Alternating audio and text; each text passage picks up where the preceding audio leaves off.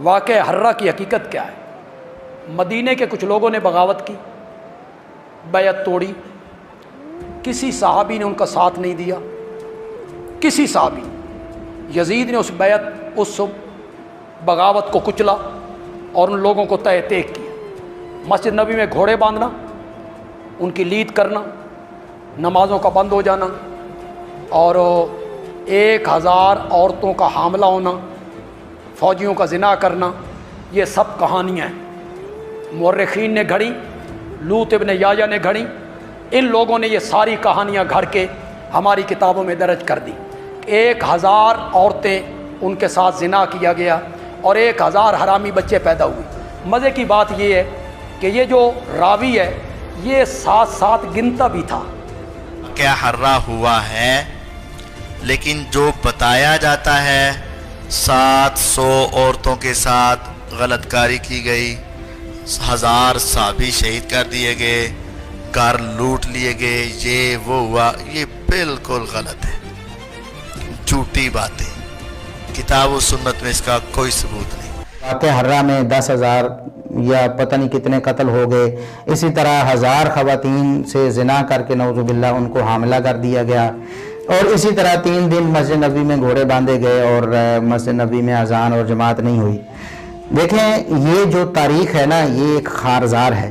تو بہرحال جنہوں نے بھی اس طرح کی روایتیں بیان کی ہیں انہوں کی یہ غلطی ہے اور خطا ہے۔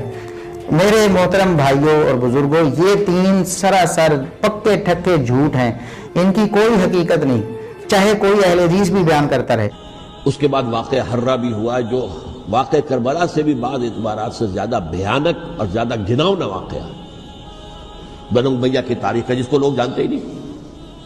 مدینہ کے کچھ لوگوں نے بغاوت کی اور انہوں نے اس کے خلاف فوج بھیجی، اور فوج کو جب مدینہ فتح کر لیا 3 دن کے لیے حلال کر دیا، جو چاہو کرو، یہاں جسے چاہو مارو، جسے چاہو لوٹو، جس کا گھر چاہو برباد کرو، جس عورت کو چاہو ریپ کرو۔ اور یہ مدینہ النبی کے اندر ہوا۔ تو کاٹ کھانے والی ملوکیت کے اندر بہت سے واقعات ہوئے کہ جب حضرت حسین کو شہید کیا گیا تو ظاہر ہے امت میں کوہرام مچ گیا، تو جن لوگوں نے تلوار کے زور پر بیعت کی ہوئی تھی، دبے ہوئے تھے، وہ بھی میدان میں اترے۔ انہوں نے کہا کہ ہم یزید ابن معاویہ کی بیعت توڑ کے اس کو پھینک دیتے ہیں۔ سب سے پہلے اہل مدینہ نے بغاوت کی، اور صحیح مسلم میں کتاب الامارہ چیپٹر میں موجود ہے یہ چیز، امارت کے بیان والے چیپٹر میں صحیح مسلم کے اندر۔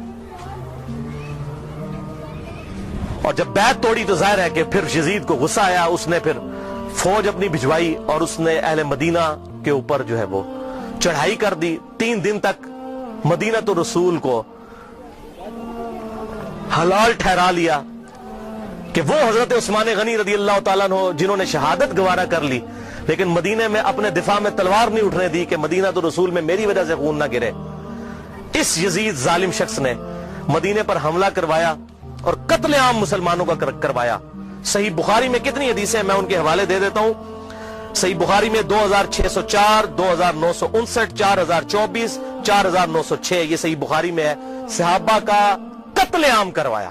یہ کہتے ہیں صحابہ کے گستاخ، اور جنہاں دے چمچے ہونا سب تو بڑے گستاخ او جے صحابہ دے جنہاں نے صحابہ نو قتل کیتا جے۔ گالی دینا تے چھوٹا جرم ہے، قتل کروانا بڑا جرم ہے، اور گالی بھی میں نے بتا دیا انہوں نے شروع کروائی ہوئی ہے۔ یہ ساری بدعتیں بنو امیہ کی شروع کی ہوئی ہیں، ممبروں پر حضرت علی پر لعنت کرنا اور صحابہ کو قتل کرنا۔ اور صحیح مسلم میں 3339، 3319، 3323 سے لے کر 3333 تک یہ 15-20 احادیث ہیں جن کا لب لباب یہ ہے کہ آپ صلی اللہ علیہ وسلم نے ارشاد فرمایا جس نے اہل مدینہ کو ڈرایا، اہل مدینہ کو دھمکایا یا مدینہ میں بدعت کو جاری کیا، مدینہ والوں پر ظلم کیا، اس پر اللہ کی لعنت، اللہ کے فرشتوں کی لعنت اور تمام لعنت کرنے والوں کی لعنت۔ کہتے ہیں یزید پر لعنت نہ کریں، ہم کسی کلمہ گو اہل قبلہ کے اوپر لعنت کے قائل نہیں ہیں۔ آپ صلی اللہ علیہ وسلم نے ہمیں منع کیا ہے، لیکن اس کا یہ مطلب نہیں کہ وہ لعنت کا اہل نہیں ہے۔ لعنت خود بخود ہو جائے گی۔ قرآن میں آیا لعنت اللہ علی الکاذبین، جھوٹوں پر اللہ کی لعنت۔ آپ میرے سامنے واضح جھوٹ بولیں، میں آپ کو لعنتی پھر بھی نہیں کہہ سکتا، حالانکہ آپ لعنت کے مستحق ہو رہے ہوں گے، جھوٹ بول کے خود بخود مستحق ہوں گے لعنت کے۔ اسی طریقے سے سورہ محمد کی آیت نمبر 22 اور 23 میں آتا ہے جو لوگ فساد فی الارض کرتے ہیں، زمین میں قتل نہ حق کرتے ہیں، ان پر اللہ تعالیٰ کی لعنت ہوتی ہے۔ تو قرآن میں لعنت آئی ہے ظالموں کے اوپر، تو ہمیں تو بھیجنے کی ضرورت ہی نہیں، خود بخود جسے فٹ اسے گفٹ، جو ایسا کام کرے گا وہ خود لعنت کا مستحق ہو جائے گا، ہم کیوں لعنت بھیجیں، وہ خود بخود لعنت کے مستحق ہو گیا۔ وَلِعَاذُ بِاللَّهِ تعالی۔ اور اسی واقعہ، اس کو واقعہ حرہ کہتے ہیں، جس میں اہل مدینہ کو لوٹا گیا، اور یہاں تک کہ حافظ ابن کثیر جو آخری درجے تک اہل شام کا دفاع کرتے ہیں، لیکن یہاں پر وہ بھی تڑپ اٹھے اور انہوں نے کہا کہ یہ یزید نے جو ظلم ڈھایا، 1000 صحابیات اور تابعات بغیر شادی کے حاملہ ٹھہری، زنا کیا یزید کی فوجوں نے، 3 دن تک مسجد نبوی میں گھوڑے باندھے، وہاں پر پیشاب کرتے رہے اور مسجد نبوی میں نماز نہیں ہوئی۔